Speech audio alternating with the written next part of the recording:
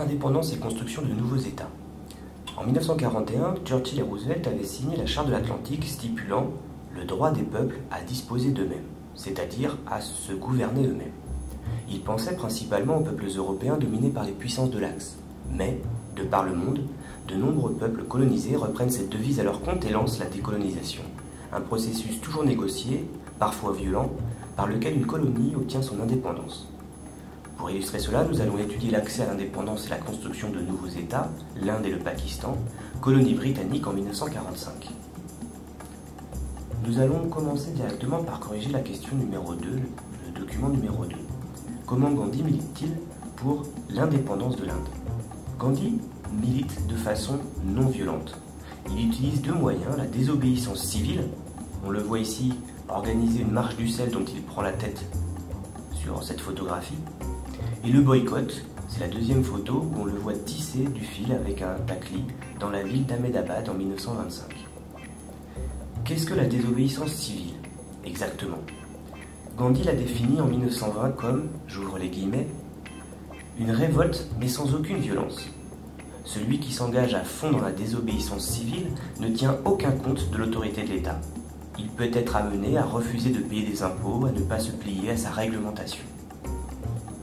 Il s'agit d'une démarche de désobéissance civile, la marche du sel, puisque Gandhi ne respecte pas les lois britanniques, du colon britannique, mais on voit aussi que c'est un boycott, c'est-à-dire qu'il faut ne pas acheter les produits britanniques.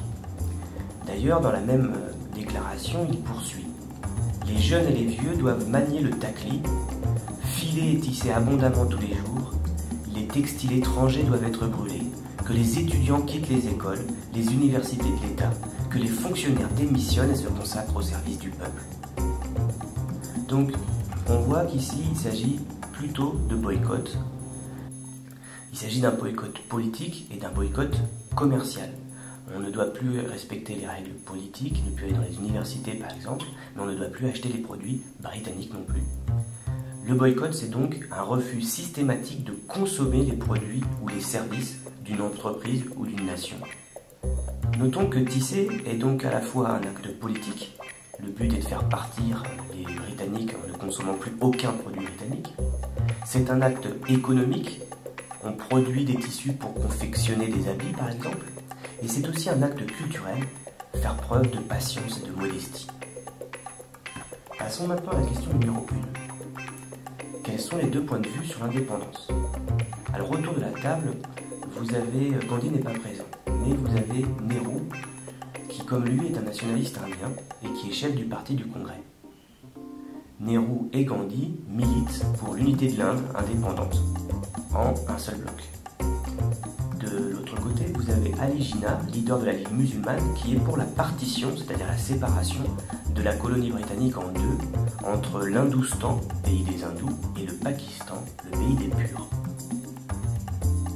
Le Premier ministre Attlee avait chargé le vice-roi des Indes, Lord Mountbatten, d'organiser l'indépendance du pays. Celui-ci réunit les principales organisations politiques autour de la table. Le parti du Congrès de Gandhi est représenté ici, comme nous l'avons dit, par Nehru. En 1947, en avril, Gandhi avait d'ailleurs déclaré lors d'un discours « Pour moi, ce sera une non-indépendance si l'Inde doit être divisée et si la protection, la sécurité et l'égalité des droits des minorités, notamment musulmanes, ne sont pas assurées. » Le parti du Congrès est donc favorable au maintien de l'unité de l'Empire des Indes. Mais le point de vue de la Ligue musulmane, représentée par Ali Jinnah donc, est différent. En 1946, le dirigeant musulman avait déclaré « Il n'y a jamais eu d'unité sociale ou politique entre les hindous et les musulmans. L'unité indienne n'a été maintenue que par le recours à la police et à l'armée britannique. Notre solution repose sur la partition du territoire de ce sous-continent en deux États indépendants, l'Hindoustan et le Pakistan. » Il y a enfin autour de la table la présence de Baldev Singh, un représentant de la minorité religieuse sikh qui est surtout présente dans le nord-est du pays et qui est favorable à l'unité de l'Inde après l'indépendance, mais qui met l'accent sur la protection des minorités religieuses, la religion sikh étant beaucoup moins importante que la religion hindoue ou la religion musulmane en Inde. Alors comment se terminent ces négociations? Question 3. Quelles sont les conséquences politiques, territoriales et humaines de l'indépendance? Ce sont les partisans de la partition qui l'emportent. Le joyau de la couronne, comme on surnommait les Indes, est divisé en deux. Le Pakistan, lui-même divisé en deux d'ailleurs, au niveau territorial, le Pakistan occidental et oriental, à l'est et à l'ouest, et l'Union indienne au centre. Le critère de partition a donc été religieux.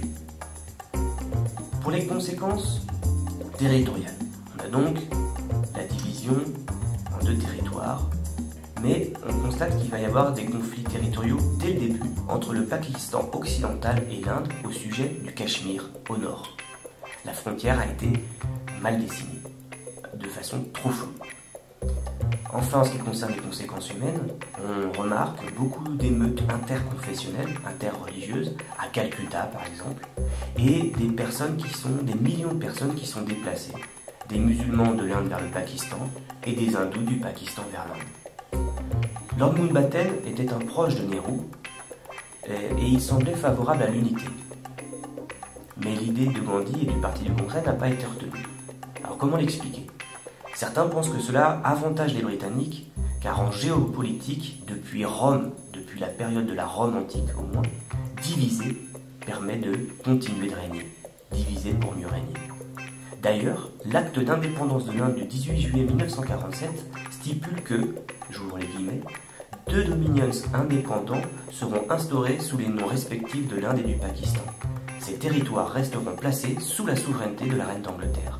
Sa Majesté n'aura plus la responsabilité du gouvernement des territoires qui étaient inclus dans les Indes britanniques, mais officiellement, elle reste chef d'État.